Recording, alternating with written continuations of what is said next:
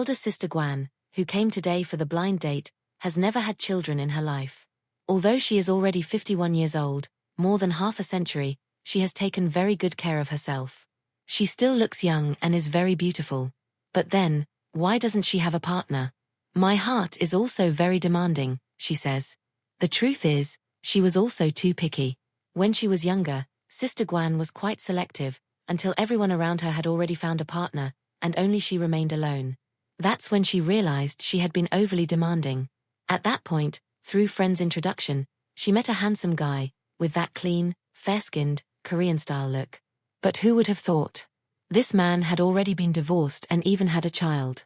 What's more, he didn't allow Sister Guan to have children of her own, saying he was afraid she wouldn't treat his son well.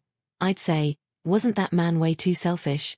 Seeing that she was already 33 and no longer that young, she ended up, somewhat confused and without much thought, marrying him. After the marriage, Sister Guan also treated her stepson with great care.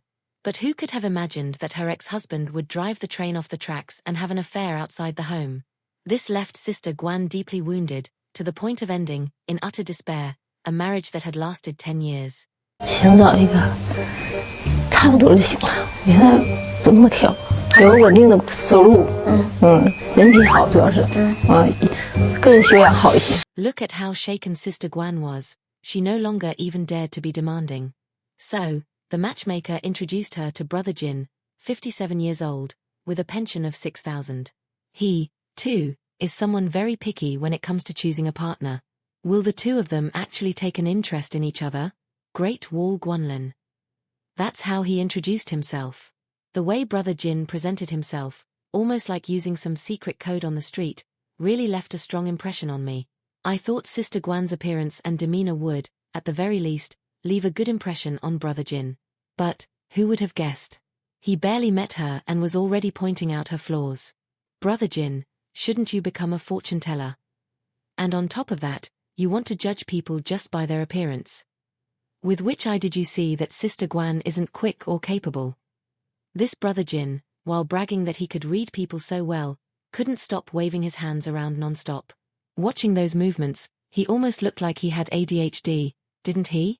And not only that, right after, this arrogant Brother Jin started a full-on interrogation during the blind date. 表面现象就这个人不太那么利索，从外观和我整个他的面相和他那个说到哪了，我就能看出来。 Under Brother Jin's imposing gaze, Sister Guan even began to stutter when she spoke.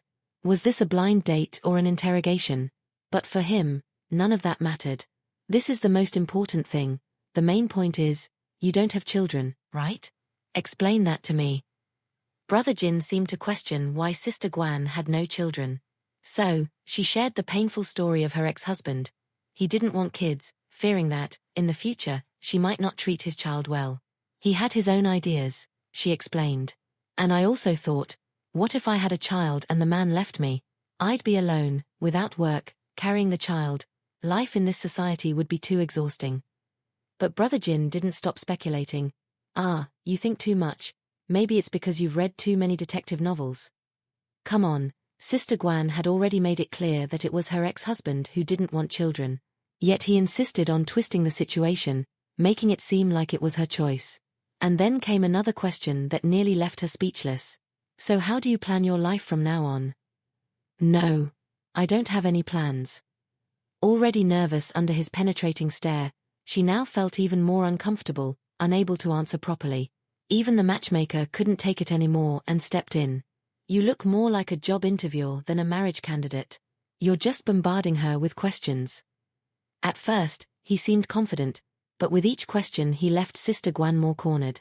Meanwhile, he went on firmly, full of arguments, acting as if he were the most serious man in the world, treating her like a child who had never thought about anything in life. At that moment, Sister Guan also opened her heart to the matchmaker. He has a very macho way about him. Since he says he has so many plans for the future, why doesn't he tell us what they are? Then Brother Jin answered, when I retire, I want to learn the things I couldn't when I was young. Play an instrument, dance, play tennis. Right now I already run, play ball, swim, ice skate, even rollerblade. This answer left Sister Guan speechless. In the end, it was nothing but hobbies, personal interests. And what was even more curious, she already knew how to do all those things. She had expected to hear about some great life plan, but it turned out to be nothing more than common activities. Brother Jin, who moments before seemed so confident in his grand vision for the future, ended up shocked to realize Sister Guan was far more talented and accomplished than he was. When Sister Guan sang, with a beautiful voice, his face finally revealed a rare smile.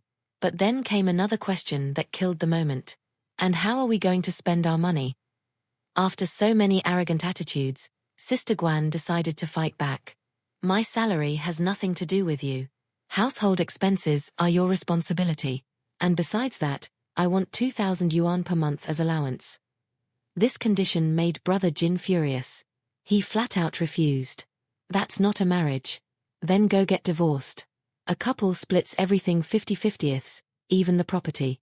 How can you demand 2,000 from me and still keep your pension just for yourself? Where's the generosity? Honestly, Brother Jin, Sister Guan only has a pension of less than 2,000 yuan. She didn't even ask for a dowry to marry you, and instead of spending from your own pocket, you were already eyeing her pension. Aren't you dreaming a little too big? Better to just stay alone. Because of such different values, the production team decided to end the date right there. Later, in an interview, Sister Guan commented, "Pooling all of my salary with his could be possible. But only if I truly liked him, like the kind of love we feel when we're young." The problem was that this Brother Jin never made her feel any kind of love. And so, the blind date ended in failure. And you, what do you think about this encounter? Are you on Brother Jin's side, or Sister Guan's? Share your opinion in the comments. If you enjoyed this episode, press and hold for 3 seconds to give it a like. See you in the next show. If we compare Sister Guan with so many other older women who have already appeared here on the channel, I'd say she actually stands out. We're not talking about breathtaking beauty, but let's be honest, for 51, her appearance is well preserved. She took care of herself, she doesn't look her age, and that already counts a lot in this kind of dating market. On top of that, and maybe the most important factor, she has no children. It may sound harsh to say, but in the late marriage market, that's a real advantage. Because when we look at other women who have appeared in past videos, many were in the same age range but still had young children, and for men of this age, that weighs heavily. In this sense, Sister Guan was, let's say, above average compared to what we usually see. But here comes life's irony. Even though she had some of the conditions that would allow her to be at least a little selective, she ended up matched with a man who was even more demanding than her. And not just any kind of demanding, it was the kind of exaggeration that borders on the ridiculous. Brother Jin, at 57, with a pension of 6,000 and not much else to look forward to, decided to act like an interviewer, as if he were an HR director at a multinational. From the very beginning, his stare, his sharp questions, and even his constant gesturing showed he wasn't there for a date, but for an interrogation. Let's be honest, he doesn't have an enviable situation in life, nor does he have youth to make up for it. On the contrary, he's already at an advanced age, and yet he still gives himself the luxury of dismissing and criticizing a woman who, realistically, was probably the best opportunity he could get. And don't be mistaken, when I say best opportunity, I'm not just talking about her looks or her health, but the whole package. A woman who, despite suffering through a failed marriage, still shows vitality, talent. She sings, dances, plays sports, and is willing to start over. That, let's admit, is rare. But here's the point. At the end of the day, no matter how much women like Sister Guan take care of themselves, stay active, and bring qualities that could be considered advantages, they still end up trapped in the same reality. Time doesn't go backward, and as the years pass, their margin of choice shrinks drastically. In the dating market, once women reach 50, 55, 60, it's hard for them to truly have the power of choice. The most they can get is men like Brother Jin, older, often stubborn, with a long list of demands they're no longer in any position to make. And here's the harshest part of the reflection. This isn't just a Chinese reality. It's not only cultural, it's global. All around the world, women who reach their 40 seconds or 50 second single end up facing the same fate. The power of choice disappears, the options narrow, and what's left? Aging men, insecure, often with average or even poor circumstances, but who paradoxically still believe they have the upper hand. And the worst part, many of these women in the end have no way out. Either they accept this type of relationship or they remain alone. Is it cruel? Yes. Is it uncomfortable to hear? Absolutely. But it's the raw, unvarnished truth. In Sister Guan's case, we clearly saw this dynamic play out on camera, a woman who could have been at least a little selective, but who ended up crushed by the arrogance of a man who, in reality, had nothing special to offer. Now I leave the question to you.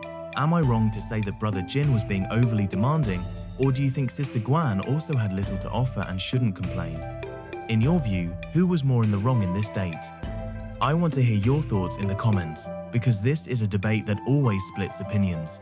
Some believe men are pushing the limits with their demands, while others say women simply missed their window of choice. And you, whose side are you on? If you enjoyed this video, don't forget, leave a like, subscribe to the channel for more analyses like this, and I'll see you in the next one.